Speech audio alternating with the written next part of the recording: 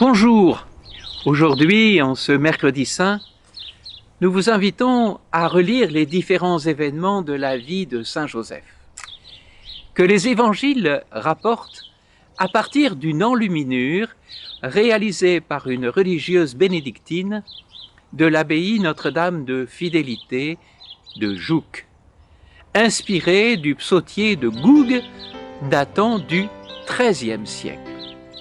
Micro Saint-Jean, une courte méditation du diocèse de Perpignan sur Saint Joseph, à l'occasion de la lettre apostolique du pape François, avec un cœur de père.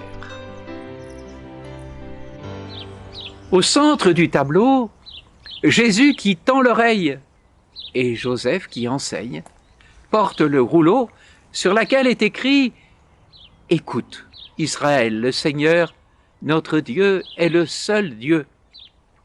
Tu aimeras le Seigneur ton Dieu de tout ton cœur, de toute ton âme et de tout ton pouvoir. » Que ces paroles que je te dicte aujourd'hui restent gravées dans ton cœur.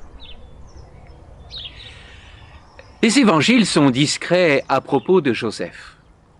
Saint Marc ne dit rien de lui, Saint Jean ne le cite que 2 fois, Jésus, le fils de Joseph. Les 25 mentions de Saint Luc et les 17 citations de Saint Matthieu le mettent uniquement en scène au commencement de l'Évangile. Joseph est donc comme une figure inaugurale. On peut entrer dans le Nouveau Testament par le seuil qui est Joseph. Et si Dieu a voulu que Marie soit fiancée à Joseph, c'est qu'il a un rôle à jouer dans la vie de Jésus, et donc dans l'histoire du salut qui commence. D'ailleurs, sa présence s'efface après les évangiles de l'enfance de Jésus. Détaillons ensemble cette enluminure, en détaillant les 4 songes de Joseph. Le premier invite Joseph à accepter Marie et à donner le nom de Jésus. Ainsi, Jésus sera le fils de David, comme Jésus. Le second songe invite Joseph à fuir en Égypte et ainsi à préserver la vie de l'enfant. Il sauve ainsi le Sauveur en évitant sa mort prématurée avant l'heure de son sacrifice sur la croix. Le troisième songe invite Joseph à revenir d'Égypte. Jésus épouse ainsi l'histoire de l'Exode, l'histoire d'Israël. Le quatrième songe invite Joseph à séjourner à Nazareth et à sanctifier ainsi la réalité quotidienne de la vie humaine, le travail. Incarnons cela avec le pape François. Devant les supérieurs généraux, en novembre 2016, le pape François avait confié le secret de sa sérénité. Il disait « Je ne prends pas de pastilles tranquillisantes. S'il y a un problème, je l'écris sur un papier à Saint-Joseph et je le mets sous une statuette que j'ai dans ma chambre. C'est la statue de Saint-Joseph qui dort. Et désormais, il dort sur un matelas de papier. Et moi, je dors bien. C'est une grâce de Dieu. » Fin de citation du pape. Venons-en à la nativité de Jésus. C'est à la fois la douleur du départ précipité de Nazareth et de la pauvreté de la crèche, et la joie de la naissance de l'enfant Jésus et de le recevoir dans ses bras. Elle enfanta son fils premier-né, l'enveloppa de langes et le coucha dans une mangeoire, car il n'y avait pas de place pour eux dans la salle commune. la circoncision, qui est à la fois la douleur pour Marie et Joseph de voir la première goutte de sang de Jésus couler à cette occasion. Mais c'est aussi la joie de l'imposition du nom de Jésus, qui se traduit par « le Seigneur sauve », confirmant ainsi le nom reçu par Marie. Lorsque furent accomplis les 8 jours pour sa circoncision, il fut appelé du nom de Jésus, nom indiqué par l'ange avant la conception.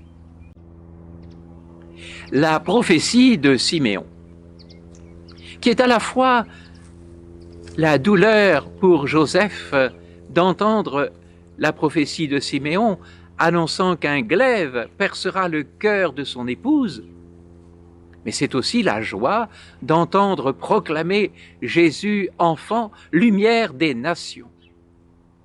Vois, cet enfant doit amener la chute et le relèvement d'un grand nombre en Israël. Il doit être un signe en but à la contradiction, et toi-même, une épée te transpercera.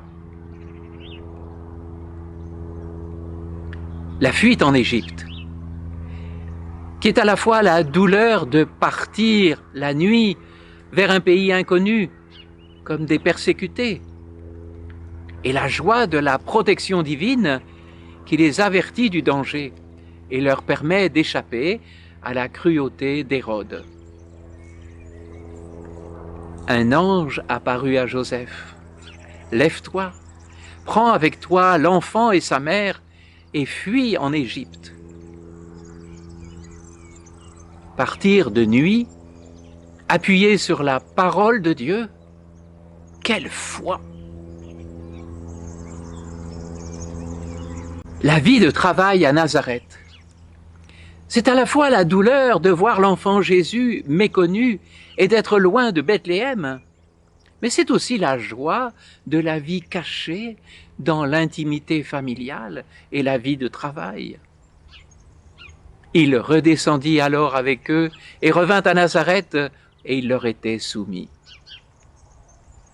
Jésus, le Messie, vit à Nazareth dans la maison du charpentier. Joseph initie son fils au travail et assure son éducation religieuse en lui enseignant les rudiments de la parole de Dieu, la Torah. La recherche de Jésus au temple. C'est à la fois la douleur de l'angoisse liée à la disparition de Jésus et la joie de le retrouver enfin au temple parmi les docteurs de la loi. Mon enfant, pourquoi nous as-tu fait cela? Vois, ton père et moi, nous te cherchions, angoissés. Ainsi, la vie de Joseph et de Marie n'est pas exempte d'inquiétude liée à l'angoisse de la disparition de Jésus. Parce que lorsqu'ils le retrouvent, Jésus leur dit « Pourquoi me cherchiez-vous? Ne saviez-vous pas que je dois être dans la maison de mon Père ?» L'angoisse de la disparition est une anticipation de celle vécue par Marie-Madeleine au lendemain de la résurrection, à qui Jésus dira « Qui cherches-tu » Concluons en priant. Ô Saint Joseph, très chaste époux de la Vierge Marie, toi qui as tenu entre tes bras Jésus notre Sauveur, toi qui as partagé leur vie, leur joie, leur douleur, toi qui vivais dans leur intimité, je t'en prie, écoute notre prière.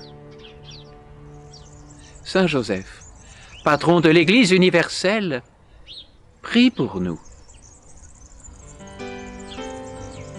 C'est avec joie que nous nous retrouverons mercredi prochain avec Saint Joseph, un père avec un grand cœur de père. À mercredi.